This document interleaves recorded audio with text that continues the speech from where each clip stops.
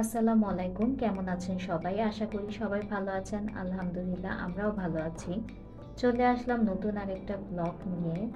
আজকে আমরা চলে এসেছি কক্সবাজারের অন্যতম প্রাচীন এবং ঐতিহ্যবাহী হোটেল সাইমন হেরিটেজে। এই হোটেলটা যে সবসময় সাইমন হেরিটেজ নাম ছিল তা কিন্তু নয়। ১৯৬৪ সালে হোটেল সাইমন নামে এই হোটেলটার যাত্রা শুরু হয়। পরবর্তীতে ২০১৩ সালে এটাকে রেনোভেশনের মাধ্যমে নতুন নামকরণ করা হয় সাইমন হেরিটেজ। সো এই হোটেলটা কিন্তু কক্সবাজারের সবচেয়ে প্রাচীন এবং ঐতিহ্যবাহী হোটেল। এটার সাথে আসলে অনেক ইতিহাস জুড়ে আছে। আমি যতদূর জানতে পেরেছি যে মানে আগেরকার দিনে কক্সবাজারে যারা আসতো নায়ক নায়িকা থেকে শুরু করে বড় বড় মানে জ্ঞানী গুণী ব্যক্তিরা এই হোটেলে অবস্থান করতেন। সো এরকম একটা প্রাচীন এবং ঐতিহ্যবাহী হোটেলে আমাদের থাকার অভিজ্ঞতাই আজকে আপনাদের সাথে শেয়ার করব।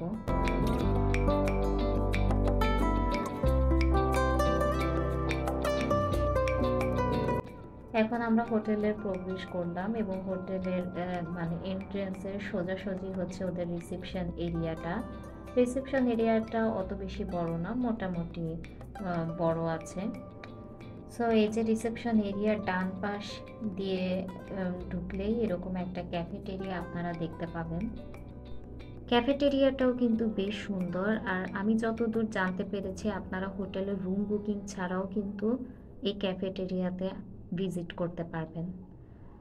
এখন চলে আসলাম রিসেপশনে আর আমাদের ওয়েলকাম ড্রিঙ্কস হিসেবে দেওয়া হয়েছে ফ্রেশ ওয়াটারমেলন জুস। আমার কাছে একটা জিনিস ভালো লেগেছে যে ওয়াটারমেলনে ওরা কোনো এক্সট্রা সুগার অ্যাড করেনি, একেবারে পিওর ওয়াটারমেলন জুসই দিয়েছে, যে জিনিসটা আমার কাছে বেশ ভালো লেগেছে।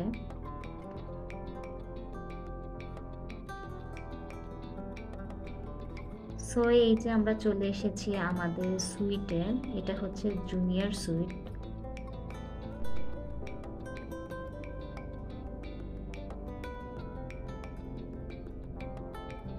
সুইটে প্রবেশ করার বাম পাশে হচ্ছে আপনারা কিচেন এরিয়া পেয়ে যাবেন।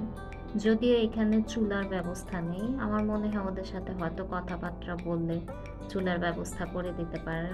আমার এটা সম্পর্কে আসলে সঠিক জানা নেই। তারপরও এখানে যেহেতু বড় একটা চিমনি আছে, সাথে হচ্ছে সিঙ্ক আছে, আমার কাছে মনে হয় যে এখানে রান্নার হয়তো ব্যবস্থা করা যেতে পারে।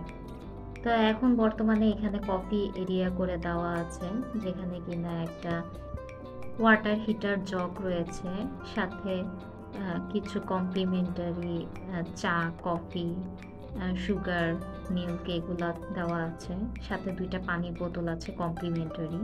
আর উপরে কিন্তু অনেক স্টোরেজ আছে।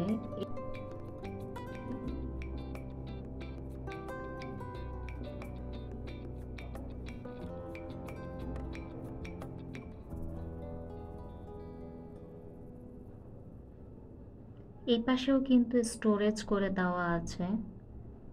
সো স্টোরেজ নিয়ে আপনাদের কোনো চিন্তা করতে হবে না, মানে প্রচুর পরিমাণে স্টোরেজ আছে। আর এই পাশে রয়েছে একটা ফুল সাইজ ফ্রিজ। আমি কোনো হোটেলে এখনো পর্যন্ত এত বড় মানে ফুল সাইজ ফ্রিজ পাইনি, তো বেশ ভালো লাগলো। এই পাশে হচ্ছে ওদের ওয়াশরুম। ওয়াশরুমটা ছোট হলেও আমার কাছে মনে হয়েছে বেশ পরিপাটি করে ওরা সাজিয়েছে। প্রথমে ঢুকতেই হচ্ছে ওদের বেসিন এরিয়া, সাথে বড় একটা মিরর আছে। আর বেসিন এরিয়ার উপরেই আছে হচ্ছে একটা ফোকাস মিরর, যারা মেকআপ করেন তাদের জন্য এটা বেশ সুবিধা। আর এই পাশে আছে হেয়ার ড্রায়ার, হ্যান্ড ওয়াশ। আর এখানে হচ্ছে ওদের কমপ্লিমেন্টারি জিনিসগুলা, টয়লেট্রিজগুলা দিয়ে দেওয়া আছে। এটা হচ্ছে শাওয়ার এরিয়া। শাওয়ার এরিয়াটা এরকম গ্লাস দিয়ে আলাদা করে দেওয়া আছে। আর আপনারা ট্রাভেল সাইজ টয়লেট্রিজ বাদেও কিন্তু এখানে অ্যাটাচ কিছু টয়লেট্রিজ পেয়ে যাবেন, যেখানে শাওয়ার জেল, তারপর শ্যাম্পু, কন্ডিশনার রয়েছে। আর এই পাশে রয়েছে ওদের টাওয়ালগুলো। আর এটা হচ্ছে ওদের কমোড এরিয়া।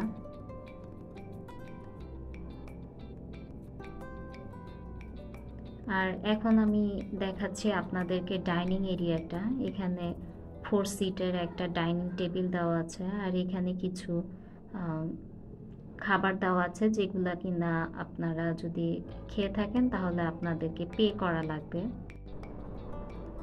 সো ডাইনিংয়ের এই পাশে একটা কাপড় শুকানোর স্ট্যান্ড দিয়ে দেওয়া আছে, যেটা কিনা আসলে অনেক হেল্পফুল।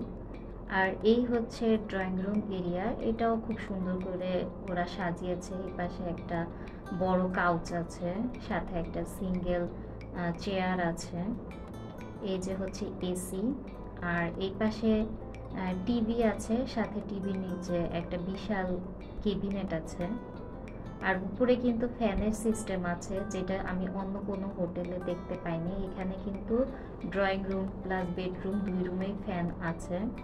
আমার কাছে মনে হয় এটা যেহেতু পুরনো হোটেল, তাই হয়তো আগে এসির সিস্টেমটা ছিল না, ফ্যানের সিস্টেমই ছিল, আর ওইটা হয়তো ওরা রিমুভ করেনি। তো এইখানে বেডরুমে একটা বড় কিং সাইজের বেড আছে, সাথে দুই পাশে 2টা ল্যাম্প আছে। আর এই পাশে বিশাল বড় একটা আয়না। এই রুমেও কিন্তু ফ্যান আছে, আয়নাতে নিশ্চয়ই দেখতে পাচ্ছেন। আর এইখানেও একটা বড় একটা আলমিরা আছে। এই হোটেলটাতে আপনি প্রচুর পরিমাণে স্টোরেজ পাবেন, মানে সব জায়গায় আপনি অনেক রাখার জায়গা পাবেন। আর এখানে আলমিরাটা খোলার সাথে সাথেই লাইট জ্বলে গিয়েছে। আর এখানে একটা হচ্ছে আপনার লকার আছে, সো আপনার ভ্যালুয়েবল জিনিস আপনি লক করে রাখতে পারেন। আর এই পাশে রয়েছে 2টা বাথরোব, সাথে রয়েছে হচ্ছে আপনার শু পলিশ আছে, 2টা কমপ্লিমেন্টারি স্লিপার আছে। তো এই যে হচ্ছে বেডরুম, আর এইখানেও কিন্তু একটা টিভি আছে, আর নিচে ছোট করে একটা ক্যাবিনেট করে দেওয়া আছে। আর এই পাশে পর্দা সরালে কিন্তু একটা ভালো ভিউ পাবেন। আমাদের কিন্তু ওইখানের এমপ্লয়ি বলছিল যে আপনি বেশ ভালো একটা রুম পেয়েছেন, যে আপনি সুইমিং পুল দেখতে পারবেন। তো এইখানে জানলাগুলা কিন্তু আপনি খুলতে পারবেন, কিন্তু না খোলাটাই বেটার, কারণ এখানে কিন্তু কোনো গ্রিল বা কোনো কিছু নেই। সো বাচ্চাদেরকে একটু সাবধানে রাখবেন। তো এই হচ্ছে হোটেলের একটা ভিউ।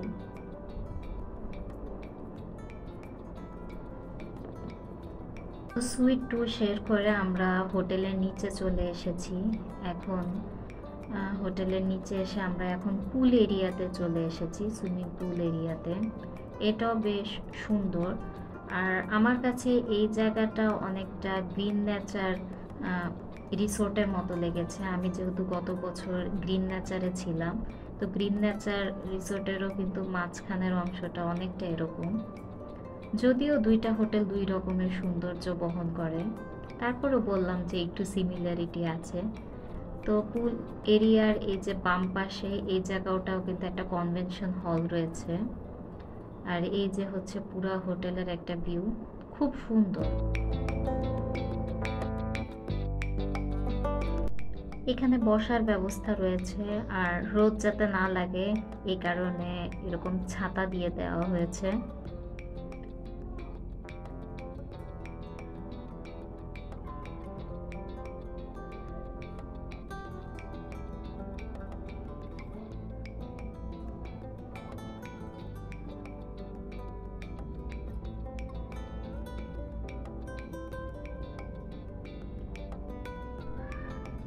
এই হচ্ছে ওদের সুইমিং পুল এরিয়া। আর সুইমিং পুলটা আমার কাছে বেশ বড় লেগেছে, একেবারে ছোট না।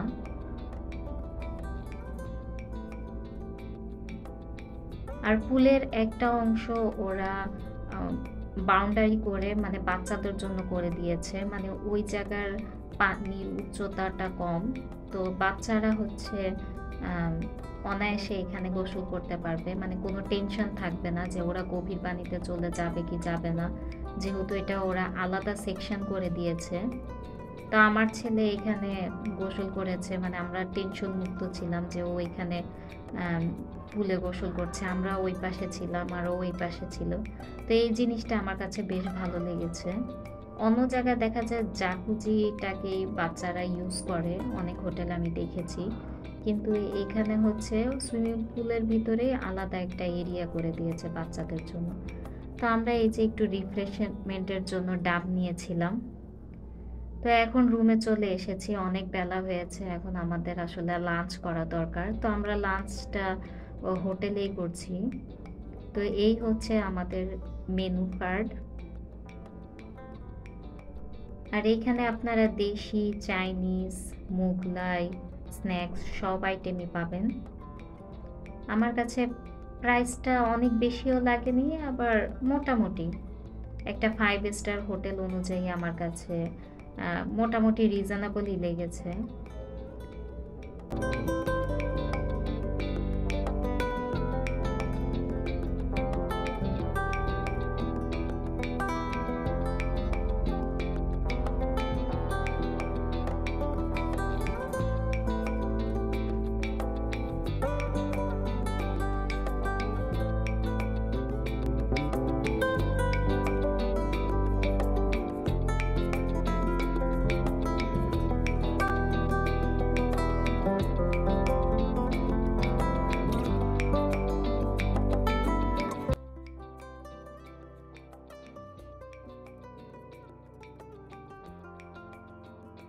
অর্ডার করেছিলাম আলু মাটার পনির, যেটা 470 টাকা ছিল। সাথে ছিল স্টিম রাইস আর ইয়েলো ডাল, যেটা 210 টাকা ছিল। এই তো চলে এসেছে আমাদের পনিরের তরকারি। যদিও মাটার পনির করেছিলাম, কিন্তু ওরা আমাকে শুধু আলু পনির প্রোভাইড করেছে। আর ছিল পাতলা ডাল আর স্টিম রাইস। এই ছিল আমাদের সাদা মাটা লাঞ্চ। ইভিনিংয়ের সময় আমাদেরকে ইভিনিং স্ন্যাক্স দিয়ে গেছে, যেটা এখানে ছিল চকলেট চিপ কুকিজ আর সাথে ছিল ব্যানানা কেক। বেশ মজার ছিল খাবারগুলা, এবং এই জিনিসটা আমার কাছে খুব ভালো লেগেছে যে ওরা ইভিনিংয়েও স্ন্যাক্স দিয়ে গেছে। তো আমরা ইভিনিংয়ের স্ন্যাক্স কমপ্লিট করে নিচে চলে এসেছিলাম। তো আমরা দুপুরবেলা যে কনভেনশন হলটা আপনাদেরকে দেখিয়েছিলাম সুইমিং পুলের বাম পাশে, তো এটাই হচ্ছে সেই কনভেনশন হল। বেশ বড় সড়ো কনভেনশন হল থেকে সামনে এগোলেই আপনারা স্পা এরিয়া দেখতে পারবেন। এই হচ্ছে ওদের স্পা এরিয়া, আপনারা চাইলে এখান থেকে সার্ভিস নিতে পারেন। আর আরেকটু সামনে এগোলে ওদের জিম।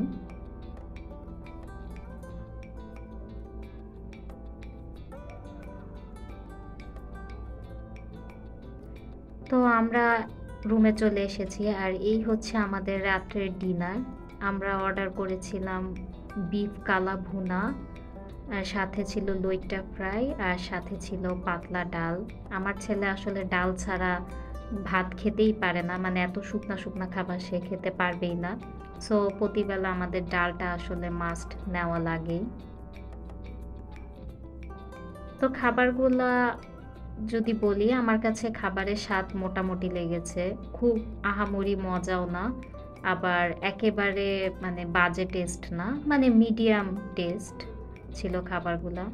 এই হচ্ছে সকালবেলা আমরা চলে এসেছি ব্রেকফাস্ট করতে।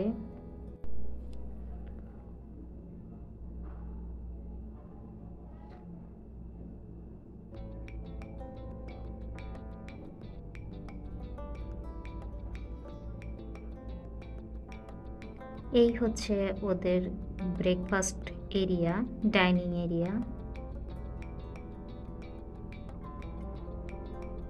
এটাও বেশ বড়ই, একেবারে ছোট না, এবং খুব সুন্দর করে ওরা ডেকোরেশন করেছে।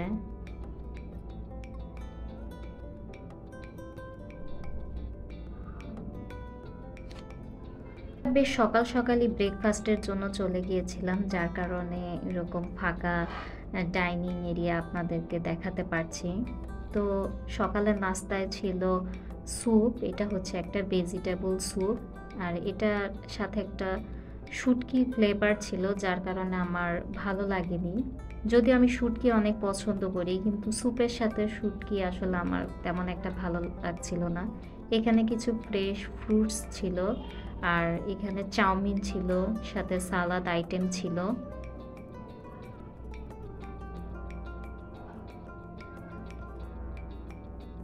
এখানে ছিল পরোটা,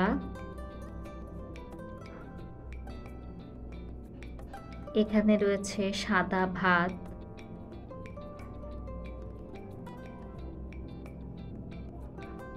এখানে ছিল পোলাও,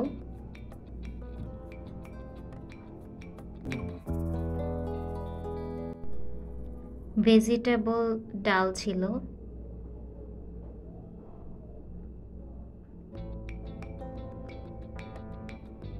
এটা ছিল একটা হোয়াইট চিকেন, এটা বেশ মজা ছিল, আমার কাছে বেশ ভালো লেগেছে। এখানে ছিল ফ্রাইড পটেটো ওয়েজেসের মতো করে করা, এখানে ছিল বিফ কারি, বিফ আলু কারি যেটা,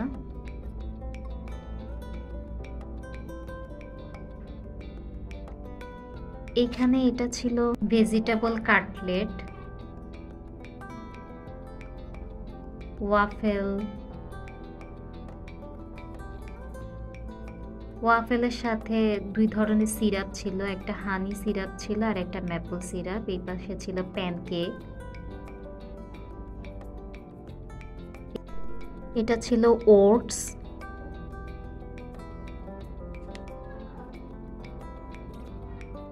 এখানে একটা শ্রীলঙ্কান আইটেম ছিল, এটা একটা শ্রীলঙ্কান রুটি, আমি সঠিক নামটা বলতে পারছি না। এখানে বেশ কিছু শ্রীলঙ্কান আইটেম ছিল, তো শ্রীলঙ্কান আইটেমগুলো আমার কাছে তেমন একটা ভালো লাগেনি, আমার আসলে আমাদের দেশি আইটেমগুলাই বেশি ভালো লেগেছে। তো এইখানে অনেক ডেজার্ট আইটেম ছিল, আমার কাছে মনে হয়েছে যে ওদের ঝাল আইটেমের চেয়ে ডেজার্ট আইটেমগুলো বা মিষ্টি আইটেমগুলো বেশি ছিল। এখানে পায়েস ছিল, ড্যানিশ ছিল, তারপর ডোনাটস ছিল, কেক ছিল, বিভিন্ন টাইপসের ব্রেড ছিল, আর এখানে মাফিন, সুইস রোল, কেক, বাচ্চাদের জন্য হচ্ছে কোল্ড স্যান্ডউইচ ছিল, এখানে ব্লুবেরি কার্ড ছিল, তারপর এটা ছিল চিরা ভেজানো, এই পাশে হচ্ছে জুস আইটেম, তো এখানে তোকমা দানা ভেজানো ছিল সাথে মিক্সড জুস, এখানে হচ্ছে ডিটক্স ওয়াটার। তো এই হচ্ছে চা কফির কর্নার।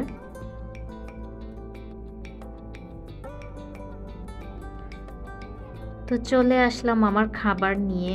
তা আমার কাছে আসলে দেশি খাবারগুলোই বেশি ভালো লেগেছে, স্পেশালি ওদের বিফ আলু কারিটা, সাথে যে হোয়াইট চিকেনটা ছিল ওইটাও বেশ মজার ছিল। আর ওদের একটা জিনিস ভালো লেগেছে, সেটা হচ্ছে যে আমার ছেলে যেহেতু সকালবেলা দুধ ভাত খেতে পছন্দ করে, তো দুধটা কিন্তু ওদের কাউন্টারে ছিল না, কিন্তু ওদের বলার সাথে সাথে ওরা আমাদেরকে দুধটা সার্ভ করেছে। এই পাশে কিন্তু আরও অনেক আইটেম ছিল, আর এখানে হচ্ছে ওদের লাইভ কিচেন আছে, যেখানে কিনা আপনারা ডিম যেভাবে চান সেদ্ধ অথবা হচ্ছে ভাজা পোচ ওরা করে দিবে। তো ওদের মিষ্টি আইটেমগুলোও কিন্তু বেশ মজা ছিল, পায়েসটা আমার কাছে বেশ ভালো লেগেছে। তো ব্রেকফাস্ট করে আমরা লবির এই পাশে কিন্তু একটা ওদের সুভেনিয়ার শপ আছে, তো আমরা ওইখানে সুভেনিয়ার শপে চলে এসেছিলাম।